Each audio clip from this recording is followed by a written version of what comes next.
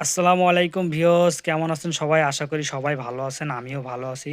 ইলিয়াস ইলেকট্রনিক্সের পক্ষ থেকে সবাইকে স্বাগতম। আমার হাতে দেখতে পাচ্ছেন একটা বাটন ফোন। এই ফোনটির সমস্যা হচ্ছিল বাটনটি কাজ করে না। সেটি আজকে আমরা ঠিক করে দেখাবো কিভাবে বাটন ঠিক করতে হয়। অবশ্যই তার জন্য আমাদের ফুল ভিডিওটি দেখতে হবে। এর জন্য প্রথমত আমরা মোবাইলটি খুলে নিব। বাটন ফোনের যদি বাটন কাজ না করে, এটা যেকোনো ফোনের যেকোনো ব্র্যান্ডের ফোনই হতে পারে। সব ফোনের কাজ কিন্তু একই পদ্ধতিতেই কাজ করলেই হবে। প্রথমত আমরা ফোনটি ভালোভাবে খুলে নিব। ফোনটি অনেক সাবধানতার সাথে খুলবেন।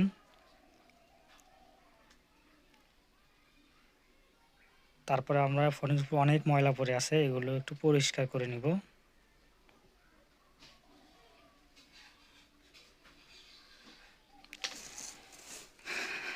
এই যে এইটা হচ্ছে আমাদের তুলতে হবে। এর নিচে আছে বাটন। এই বাটনের ভিতরে অনেক ময়লা পড়ে যায়, তার জন্য কিন্তু আমাদের বাটনটা কাজ করে না। এটা অবশ্যই সাবধানতার সাথে তুলবেন, কারণ এটা কিন্তু বেশি জোরে টান দিলে কিন্তু ছিঁড়ে যাবে। আস্তে আস্তে তুলবেন, আর ছিঁড়ে গেলে কিন্তু অনেক সমস্যায় পড়তে হবে আমাদের। এটা ভালোভাবে তুলে নেবেন।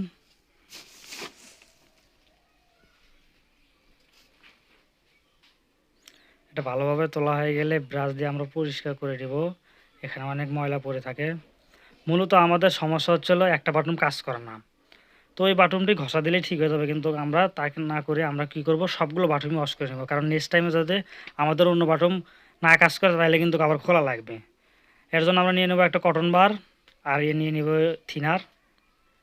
একটু থিনার ঢেলে নিব, নিয়ে কটন বারের আগা দিয়ে একটু ভরে নিব, নিয়ে সেটা দিয়ে একটু ডলে সব পরিষ্কার করে দিব, যাতে কোনো ময়লা না থাকে। অনেক সেট কিন্তু বেশিরভাগ সেটই এরকম হয়, পানির ভিতর পড়ে গেলে কিন্তু বাটন কাজ করে না, লোনা পড়ে যায়। সেগুলো ফোন কিন্তু খুলে ওয়াশ করা লাগে। আপনারা ওয়াশ করেন না, ওইভাবেই ব্যবহার করেন। কেউ কেউ রোদে দিয়ে শুকিয়ে আবার ব্যবহার করে, সেই ফোনগুলোতে খুব বেশি সমস্যা হয়। আমরা পরিষ্কার করে নিলাম। এখন এই যে এই কাগজের সাথে যেগুলো আছে সেইগুলো বাটন আমরা একটু পরিষ্কার করে নিব ভালোভাবে। আমরা যেগুলো ভিডিও বানাই অবশ্যই আপনাদের শিক্ষণীয় ভিডিও, এগুলো ভিডিও দেখলে আপনারা কিছু শিখতে পারবেন।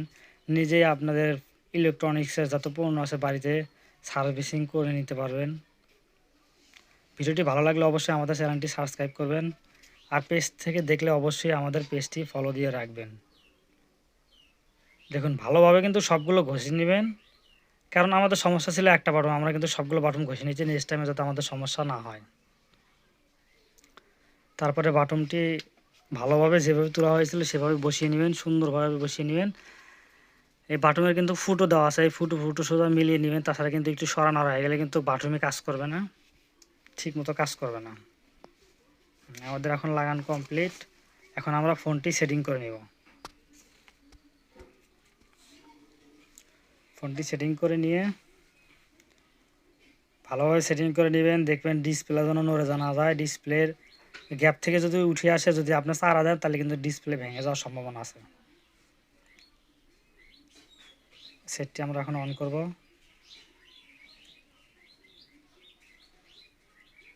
এই তো অন করা মাত্রই বন্ধ হয়ে গেলে, এই সমস্যাটি প্রায় ফোনেরই হয়ে থাকে। যদি আপনাদের এই সমস্যাটি হয়, তার সমাধান আমরা দেখিয়ে দিচ্ছি কীভাবে ঠিক করবেন। ফোনটি প্রথমত খুলে নেবেন। খুলে নিয়ে ব্যাটারি যে লাইনটা আছে সেই লাইনটা একটু ঘষা দিয়ে নেবেন, কারণ এখানে অনেক ময়লা জমে, কার্বন পড়ে, এই কারণে আমাদের কিন্তু এই সমস্যাটা হয়। ব্যাটারির সাথে ঘষা দিয়ে নেবেন। ওই কটনের সাথে তেল ভরা কটন দিয়ে একটু পরিষ্কার করে নেবেন, ভালোভাবে ডলাতে নেবেন, তাইলে কিন্তু এই সমস্যাটা আমার সমাধান হয়ে যাবে। দেখুন এখন ফোনটা চালু করেছি, আল্লাহর মতো ফোনটা আর বন্ধ হবে না। এই যে আল্লাহর মতো এখন সব বাটন কাজ করছে, আমাদের স্টারটাও কিন্তু কাজ করছে।